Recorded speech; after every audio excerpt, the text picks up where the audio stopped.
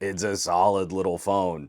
The folks at Redmi sent this my way, the new Note 13 Pro Plus, to take on a test drive and share some thoughts. And what we have here is a really solid option, well accessorized, to kick off 2024. Starting off with design, it's a good looking backplate. This is a lot prettier than some of the previous Notes I've reviewed. I like this Mondrian rectangular patchwork, which is also mirrored in some of the stock wallpapers that come on the device. Very straight lines, very modern. I like the look. And there are curves to the front and rear on the glass, but I like how the side rail sticks out and how flat it is. Unlike something like a Vivo V series, this is not trying to trick your fingers into feeling tiny and thin. It's actually pretty easy to get a grip and hold on to, especially when you're using it as a camera. The camera bumps do stick out a bit. And I know folks make fun of me for doing the table waka thing, but you'll probably want to keep it in the case. I like the case for giving us a little protection around the cameras. I actually wish the phone had the whole width camera bump that I loved on a few of the Pocos we got last year. Now, flipping it around, the screen is really nice, slightly higher than 1080p resolution with 120 Hz high refresh, getting a brightness nudge to 1800 nits. It's easy to read out in daylight, if falling just behind the trend of really expensive phones getting even brighter this year. The fingerprint sensor is mounted just a little low for my tastes, but it's decently quick for an in-display optical reader. I wish Redmi would use a power button fingerprint sensor like a few of these other Xiaomi brands have in the past. Now, the haptics are subtle. The motor is much better than the old fuzz haptics that mid-rangers used to get. But I wouldn't mind just a bit more of a pop or a pluck on unlocking and typing on the keyboard. I'm glad to see features like the IR blaster remain, but these phones could always use a headphone jack, and I wish that they kept things like memory card slots. And the speakers are pretty decent, so we can take a quick listen to that.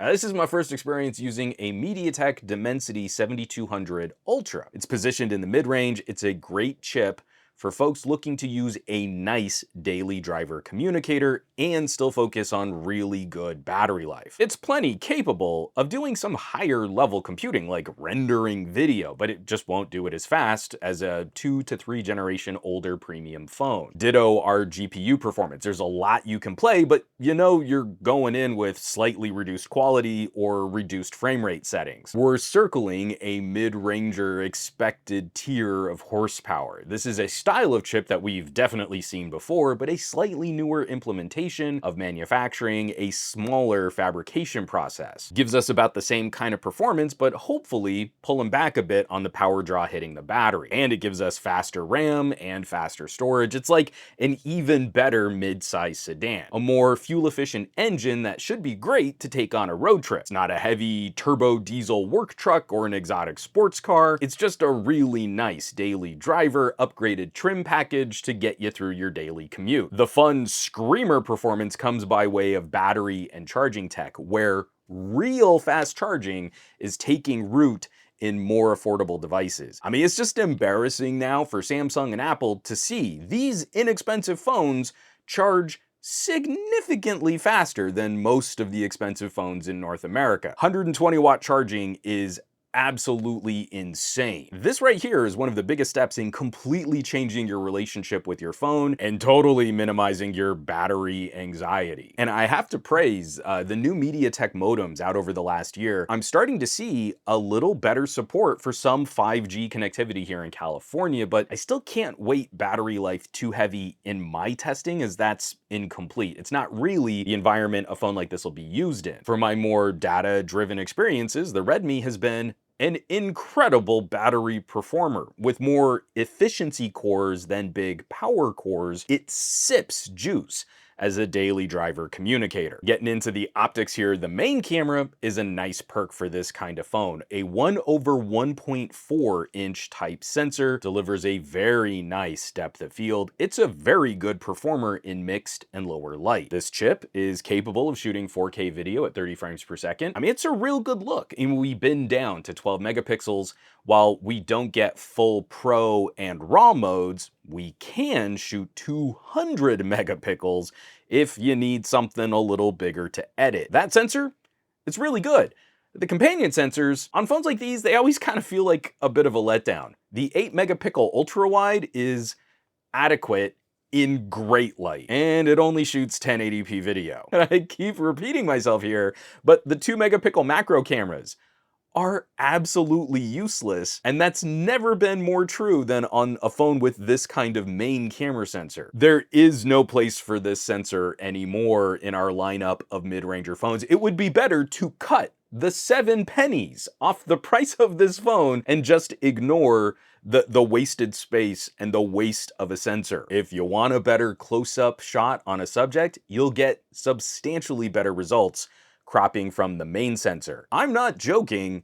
Never use the macro mode on these phones. Got a little spicy there. Aside from those gripes though, it's impossible to pick up this phone and not be kinda charmed by it, knowing how much it's gonna cost. It's built to feel nicer. Now, it's not the same kind of idea of a flagship killer where you get the fastest possible chip, but then everything else feels kinda cheap. Here, we have a very good daily performer, but we also have options for more RAM and storage. It comes with Gorilla Glass Victus. It's properly rated IP68, and it's got insanely fast charging. Fuel-efficient engine, upgraded trim package. I still feel phones in this range should have headphone jacks and memory card slots, but 512 gig of built-in storage can help take some of the sting off a missing memory card. The main concern I have with Xiaomi brands in general, that concern remains. I've said this on a bunch of videos. These companies put out a ton of phones,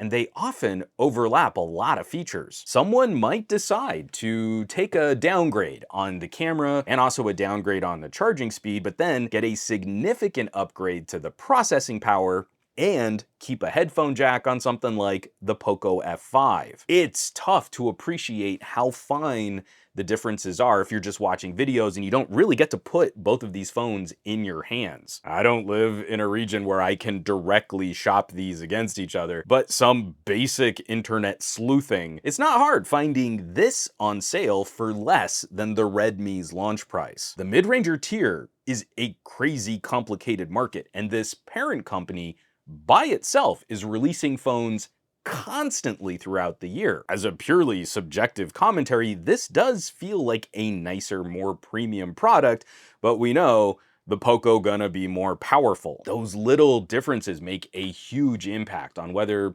someone gets the right fit phone for their needs. Still, this is yet another phone I wish we could get here in the United States, where this kind of presentation, the feature completeness, the box with accessories, the performance and capabilities, and the brutally competitive price, I think would do really well in a lot of our low-cost carrier stores and on store shelves in Target and Walmart. It's a charming little phone, and I think it gets that communicator job done really well. So, of course, I would like to hear from you, and I'm keeping this video's question simple. Does the Xiaomi parent corporation put out too many phones? Should they coordinate their sub-brands a little more directly? Drop me the tastiest of hot takes down underneath this video, and maybe smash that bell icon on your way down to comment. As always, thanks so much for watching, for sharing these videos, subscribing to the channel. All the support lately has been absolutely fantastic. Those of you who are clicking on links or visiting my home site, SomeGadgetGuy.com, or